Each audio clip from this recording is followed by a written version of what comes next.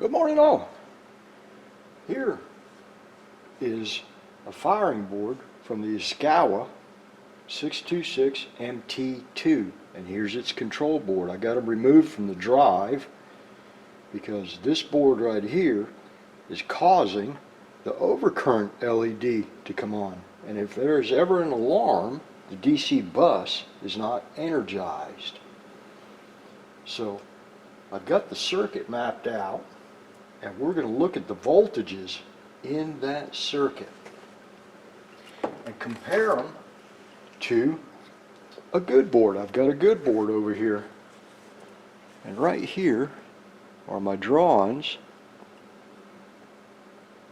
of that circuit. I'll put this up at the end of the video so you can see the circuit for yourself.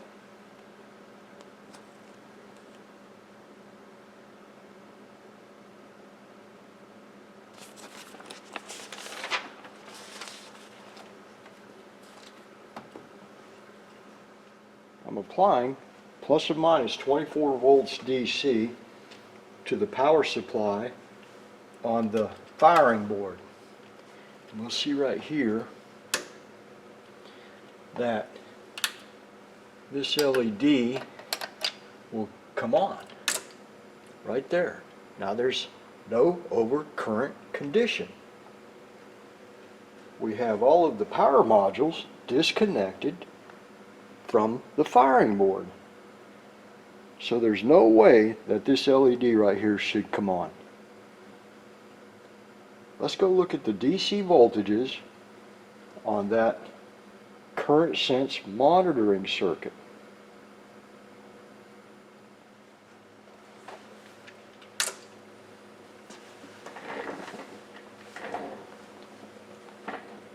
First thing we're going to look at, and I'm going to document on paper all of these voltages. Here is 1PHC, the optocoupler that isolates the input from the output to the control board. Here's pins 1 and 2. That's turned on. That LED is turned on. That's 1.160 volts right there. Let me write that down. 1.160 volts. Now, here's the transistor that drives into the optocoupler's LED. Let's see if it's turned on. I'm going to go from base to emitter. And that transistor's driven into saturation. We got 63 millivolts right there. That transistor's turned on. Let me write that down. 63 millivolts. Now we're going to come back to this operational amplifier. I'm going to pick up ground on the end of this resistor labeled 12R on the board. That's our ground. Let's check VCC plus and VCC minus. Okay, pin 8, we have 8.35 volts. Let me write that down. 8.35 volts. Let's go to pin 4, that's minus VCC. Or you can call it VDD and VEE if you want to. Well, get on there. It's minus 8.49 volts DC on pin 4.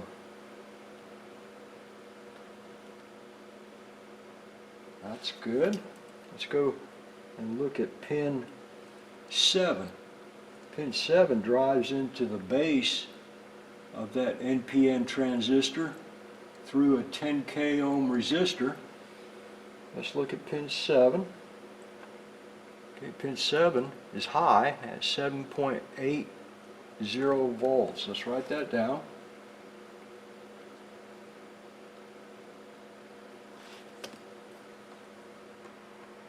Get back on our ground. Let's go to pin 6. 7.81 volts. And pin 5 minus 449 millivolts.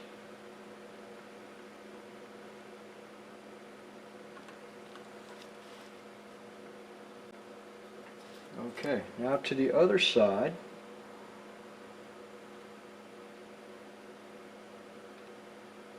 Pin 1, 7.81 volts.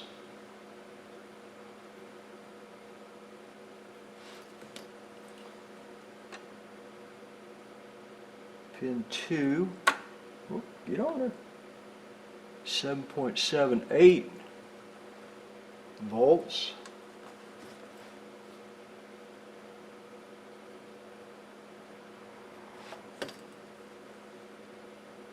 And pin 3, 0 volts.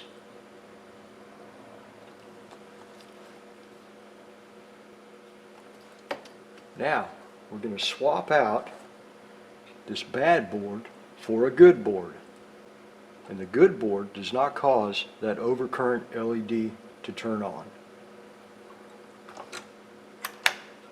Let's move this out of the way.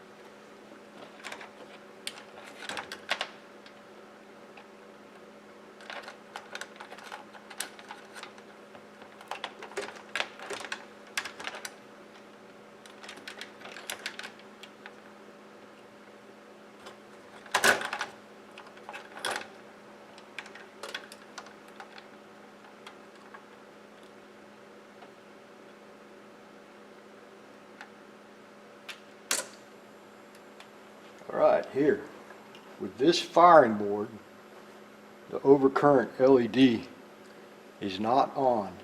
Now these other LEDs that are on, they're because we're not hooked up to the machine. We got fan alarms, fan M and fan C. We have OH, which is the motor thermal. OS is overspeed. You get OH and OS, LEDs come on if the resolver is not connected. And these other ones over here, you can jump these two out and that'll take care of fan C, I think it is, or fan M. The big heat sink fan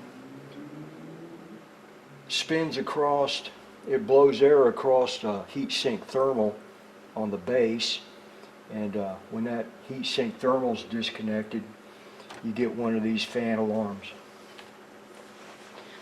So let's do the same thing. Get my meter back where y'all can see it. Go into volts mode, and we'll document the voltages in that overcurrent monitoring circuit, that current sense monitoring circuit. Let's get closer.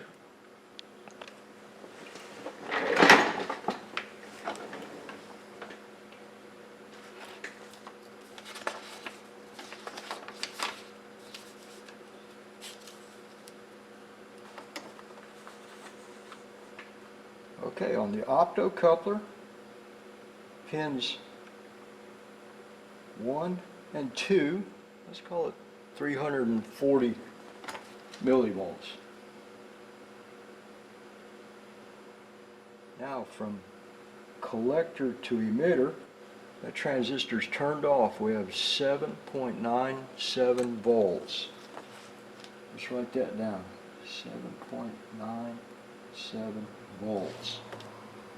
Let's go to the operational amplifier now.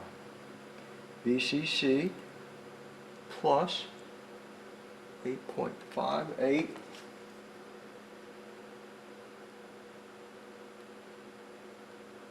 That's good. Let's go to VCC minus minus 8.46.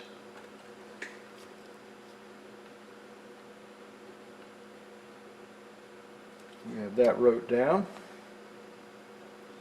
Let's go to pin 7. A minus 6.381.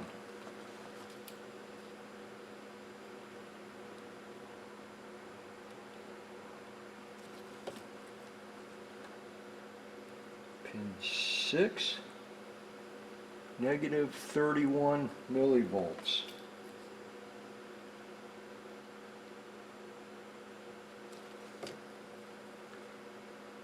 Pin 5,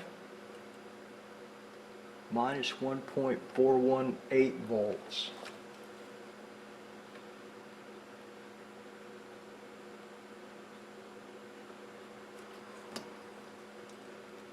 Okay, to the other op amp, pin 1, minus 38 millivolts.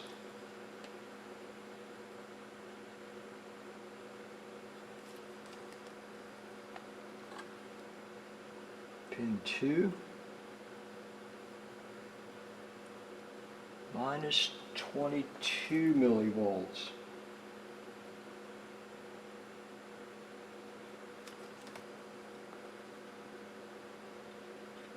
And lastly, pin 3, minus 7 millivolts.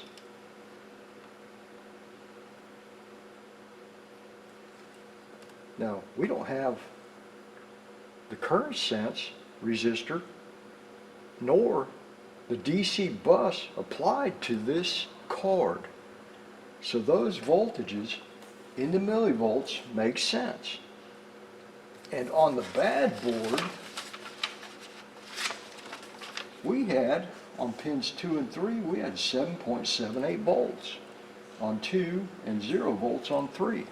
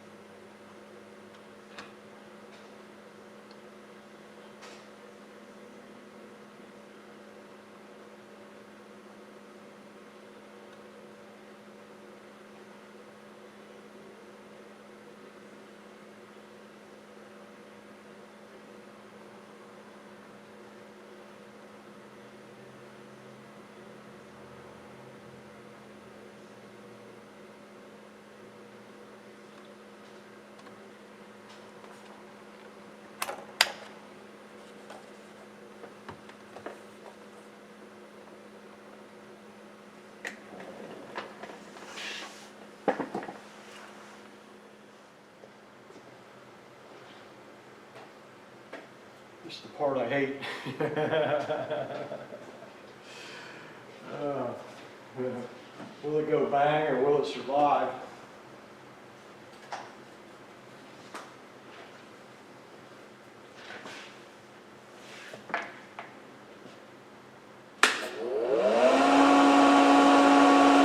We got a charge LED! Woohoo! Oh yeah.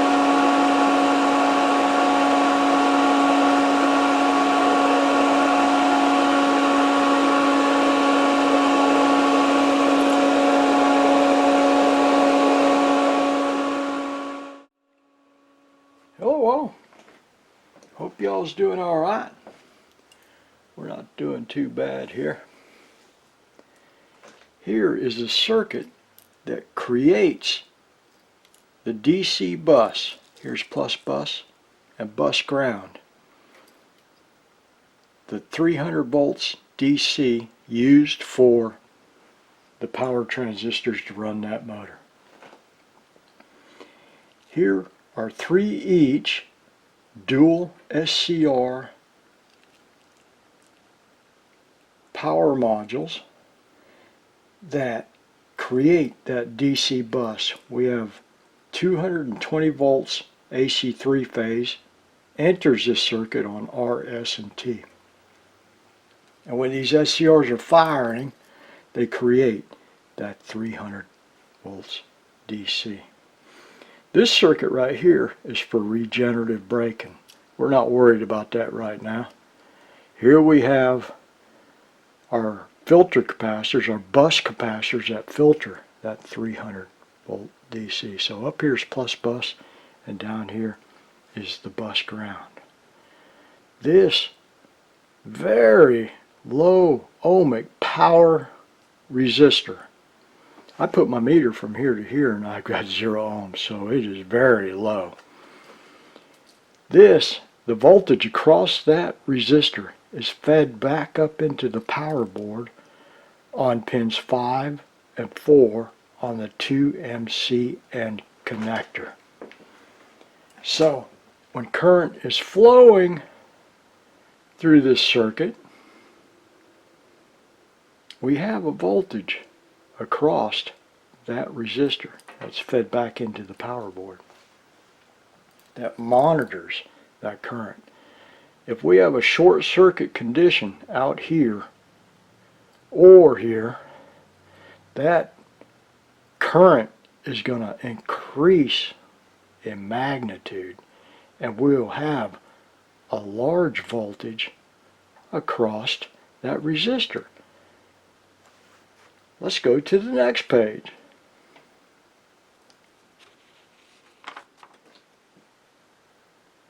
Here is the input circuitry to the first stage of the operational amplifier. F here goes to the inverting input and G goes to the non-inverting input. Here's the 2MCN connector, terminals 5 and 4, where the current sense resistor was attached to. We have a 5K resistor, another 5K resistor for 10K total, 5K and 5K for 10K total here, with a capacitor in between for noise filtering. Here we have a 30 kilo ohm resistor going to ground. Now let's go look at the operational amplifier circuit. These are the inputs. Now F and G from the previous page are these 2 points right here. We have the first stage of amplification. In the feedback from pins 1 to 2, we have another 30 kilo ohm resistor. Now on the bad board, we're going to get a little sidetracked here, but on the bad board we had the part number of TA 75458BP, manufactured by Toshiba, a dual operational amplifier. On the good board, we had an NEC part of UPC 251C, equivalent circuits of operational amplifier.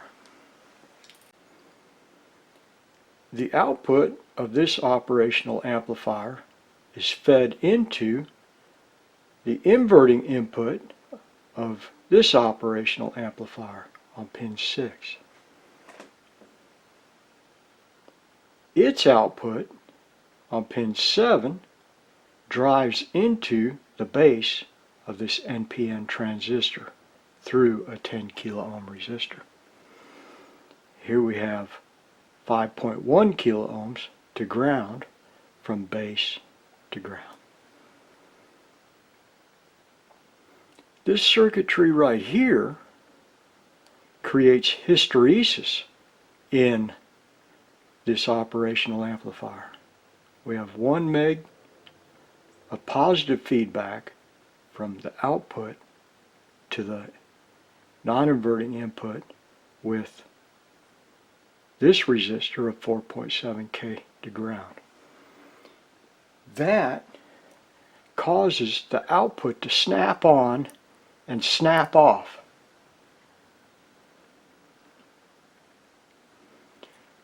When this transistor is turned on, current flows from plus V of plus 8 volts DC through this current limiting resistor of 680 ohms, through the anode cathode of the internal LED of that optocoupler, through the transistor that's driven into saturation to ground of that circuit. When current flows through this LED, photons are emitted into the base of that phototransistor inside this optocoupler, turning that output on, conducting through here. I don't have this circuit drawn out. That runs back up into the control board.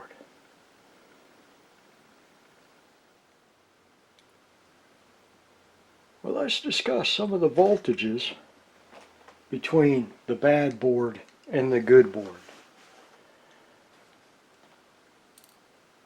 When I put my meter, let's talk about the bad board first, the one that was emitting the false overcurrent alarm.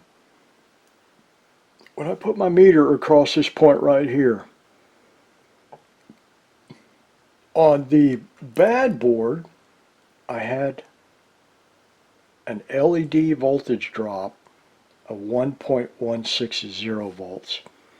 That told me that current was flowing through that LED and causing the false overcurrent alarm.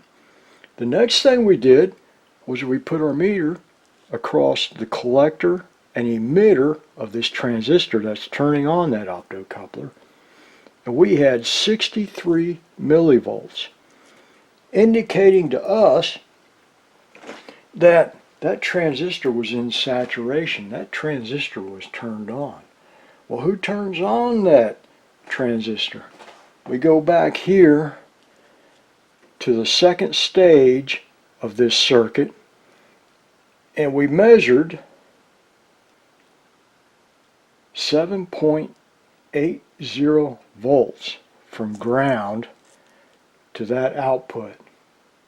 And then we come up here and we measured 7.81 volts. And on pin 5 we measured minus 449 millivolts. We come back here, pin 1 is driving into pin 6. At pin 1 we had 7.81 volts. Then we came back here on 2 and 3. On 2 we had 7.78 volts, and here we had 0 volts. On the bench I did not have a DC bus. On the bench I did not have the current sense connector connected to this circuit. I did not have any of those power devices connected to the input. So how did I have such a high output to this circuit? Well, the only thing that I could conclude is that the internal circuitry of this operational amplifier had failed, causing the output to turn on this transistor and this optocoupler, giving us the false overcurrent alarm. And in the video you saw when I replaced this circuit right here, this operational amplifier, the OC LED was turned off. Let's go and, since we're comparing, let's look at some of the voltages on the good board. Now, on the good board, I swapped it out, and when I put my meter across pins 1 and 2 of that LED, I had 340 millivolts, indicating that no current was flowing through that LED. And thus, the overcurrent alarm was not triggered. When I put my meter from collector to emitter, we had 7.97 volts, indicating that that circuit was turned off. We had an open circuit right here. So back to pin 7, on the good board I had negative 6.381 on pin 7. On 6 I had 31 millivolts, and on 5 I had minus 1.418. Back here to the first stage of amplification, at its output I had negative 38 millivolts. On 2 and 3, on 2 I had negative 22 millivolts. And on 3 I had negative 7 millivolts. Now with nothing connected to the input, those would be the voltages you would expect, not those high voltages of 7.8 and whatnot. So when I replaced that operational amplifier, all of the voltages on the inputs and outputs became normal. So I think what I'm trying to say is if you ever see voltages that just don't make any sense, well, there's your problem. I wish that all of my troubleshooting was a little bit easy like this. The hardest part about this was drawing the circuit out, because I had to know which way I was going and measuring the voltages. And once I saw those odd input and output voltages of that operational amplifier, I knew there was the problem. Well, people, how did you know that the overcurrent was caused by this circuit that you drew out? Well, whenever you see something like this,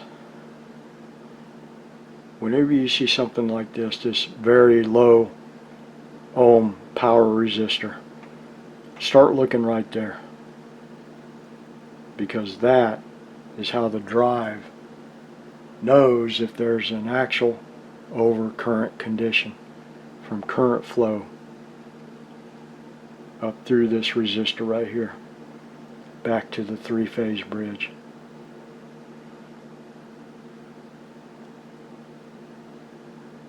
Nice.